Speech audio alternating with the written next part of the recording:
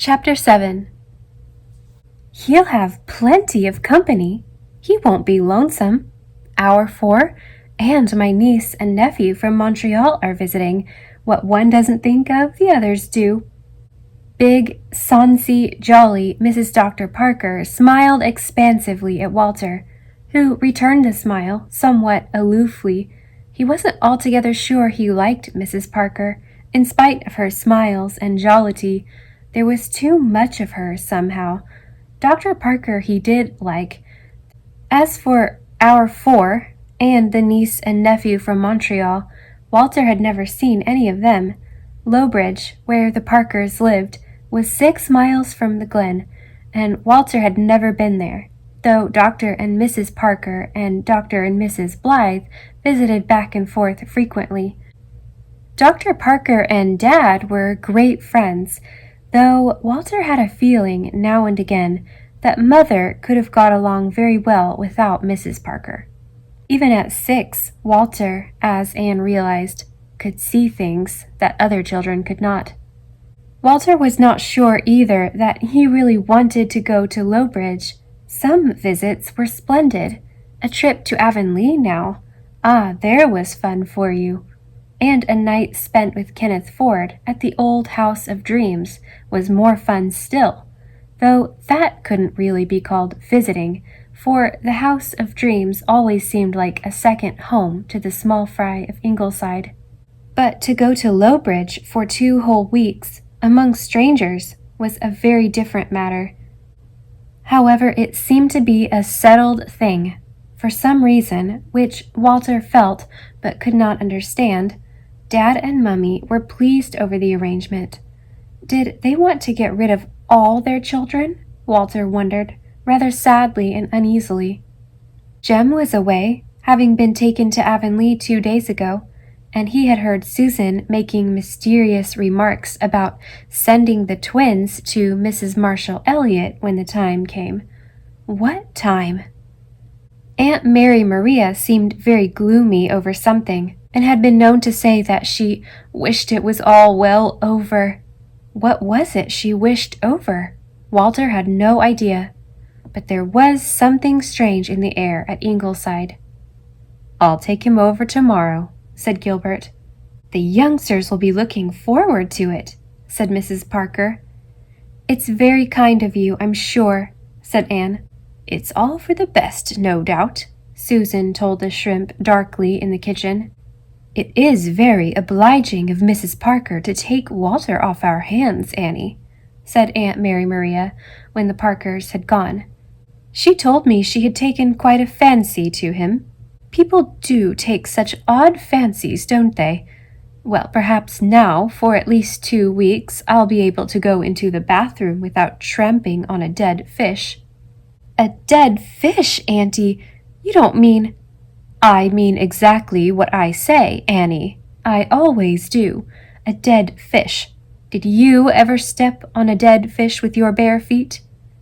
"No, but how?" "Walter caught a trout last night and put it in the bathtub to keep it alive, Mrs. Dr. dear," said Susan airily. "If it had stayed there, it would have been all right, but somehow it got out and died in the night. Of course, if people will go about on bare feet—" "I make it a rule never to quarrel with anyone," said Aunt Mary Maria, getting up and leaving the room. "I am determined she shall not vex me, Mrs. Dr. dear," said Susan. "Oh, Susan, she is getting on my nerves a bit, but of course I won't mind so much when all this is over, and it must be nasty to tramp on a dead fish." "Isn't a dead fish better than a live one, Mummy? A dead fish wouldn't squirm," said Di. Since the truth must be told at all costs, it must be admitted that the mistress and maid of Ingleside both giggled. So that was that. But Anne wondered to Gilbert that night if Walter would be quite happy at Lowbridge. "He's so very sensitive and imaginative," she said wistfully. "Too much so," said Gilbert, who was tired after having had, to quote Susan, 3 babies that day. Why, Anne, I believe that child is afraid to go upstairs in the dark. It will do him worlds of good to give and take with the Parker fry for a few days. He'll come home a different child." Anne said nothing more. No doubt Gilbert was quite right. Walter was lonesome without Jem, and in view of what had happened when Shirley was born, it would be just as well for Susan to have as little on her hands as possible beyond running the house and enduring Aunt Mary Maria, whose 2 weeks had already stretched to 4. Walter was lying awake in his bed trying to escape from the haunting thought that he was to go away next day by giving free rein to fancy. Walter had a very vivid imagination. It was to him a great white charger, like the one in the picture on the wall, on which he could gallop backward or forward in time and space. The night was coming down. Night, like a tall, dark, bat-winged angel who lived in Mr. Andrew Taylor's woods on the South Hill. Sometimes Walter welcomed her. Sometimes he pictured her so vividly that he grew afraid of her. Walter dramatized and personified everything in his small world.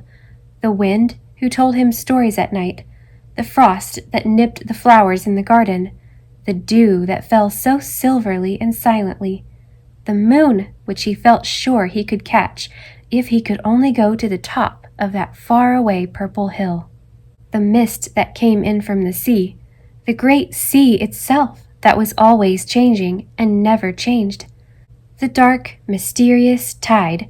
They were all entities to Walter.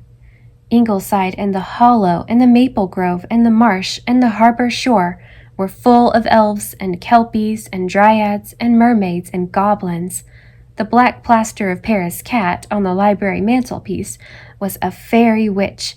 It came alive at night and prowled about the house, grown to enormous size. Walter ducked his head under the bedclothes and shivered. He was always scaring himself with his own fancies. Perhaps Aunt Mary Maria was right when she said he was far too nervous and high-strung, though Susan would never forgive her for it. Perhaps Aunt Kitty McGregor of the Upper Glen, who was reported to have the second sight, was right when, having once taken a deep look into Walter's long-lashed, smoky gray eyes, she said he did be having an old soul in a young body. It might be that the old soul knew too much for the young brain to understand always. Walter was told in the morning that Dad would take him to Lowbridge after dinner. He said nothing, but during dinner a choky sensation came over him, and he dropped his eyes quickly to hide a sudden mist of tears. Not quickly enough, however. "You're not going to cry, Walter?" As if a 6-year-old mite would be disgraced forever if he cried. "If there's anything I do despise, it's a cry-baby, and you haven't eaten your meat." "All but the fat," said Walter, blinking valiantly, but not yet daring to look up. "I don't like fat." "When I was a child," said Aunt Mary Maria, "I was not allowed to have likes and dislikes. Well, Mrs. Dr. Parker would probably cure you of some of your notions. She was a Winter, I think. Or was she a Clark? No, she must have been a Campbell. But the Winters and the Campbells are all tarred with the same brush, and they don't put up with any nonsense." "Oh, please, Aunt Mary Maria, don't frighten Walter about his visit to Lowbridge," said Anne, a little spark kindling far down in her eyes.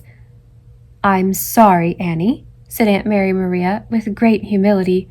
"I should of course have remembered that I have no right to try to teach your children anything." "Drat her hide," muttered Susan, as she went out for the dessert, Walter's favorite queen pudding. Anne felt miserably guilty. Gilbert had shot her a slightly reproachful glance, as if to imply she might have been more patient with the poor, lonely old lady. Gilbert himself was feeling a bit seedy. The truth, as everyone knew, was that he had been terribly overworked all summer, and perhaps Aunt Mary Maria was more of a strain than he would admit. Anne made up her mind that in the fall, if all was well, she would pack him off willy-nilly for a month's snipe shooting in Nova Scotia. How is your tea? She asked Aunt Mary Maria repentantly. Aunt Mary Maria pursed her lips. Too weak, but it doesn't matter. Who cares whether a poor old woman gets her tea to her liking or not? Some folks, however, think I'm real good company. Whatever the connection between Aunt Mary Maria's two sentences was, Anne felt she was beyond ferreting it out just then. She had turned very pale. I think I'll go upstairs and lie down, she said, a trifle faintly, as she rose from the table. And I think, Gilbert, perhaps you'd better not stay long in Lowbridge, and suppose you give Miss Carson a ring. She kissed Walter good-bye rather casually and hurriedly, very much as if she were not thinking about him at all. Walter would not cry. Aunt Mary Maria kissed him on the forehead. Walter hated to be moistly kissed on the forehead, and said, Mind your table manners at Lowbridge, Walter. Mind you ain't greedy. If you are, a big black man will come along with a big black bag to pop naughty children into. It was perhaps as well that Gilbert had gone out to harness Grey Tom, and did not hear this. He and Anne had always made a point of never frightening their children with such ideas, or allowing anyone else to do it. Susan did hear it, as she cleared the table, and Aunt Mary Maria never knew what a narrow escape she had of having the gravy boat and its contents flung at her head.